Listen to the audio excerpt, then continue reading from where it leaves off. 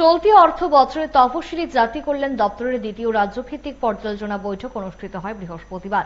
এদিন গোর্খাবস্তিস্থিত দপ্তরের কনফারেন্স হলে বৈঠকের পৌরোহিত্য করেন মন্ত্রী সুধাংশু দাস। সঙ্গে ছিলেন দপ্তরের সচিব, অধিকর্তা সহ অন্যান্য পদস্থ আধিকারিকরা। বৈঠকে তফসিলি জাতি সম্প্রদায়ের ছাত্রছাত্রীদের স্কলারশিপ সহ দপ্তরের আগামী দিনের পরিকল্পনা নিয়ে আলোচনা হয়। জাতি কল্যাণ দপ্তরের আমাদের 2024-25 অর্থ বছরের দ্বিতীয় রাজ্যভিত্তিক পর্যালোচনা বৈঠক হচ্ছে।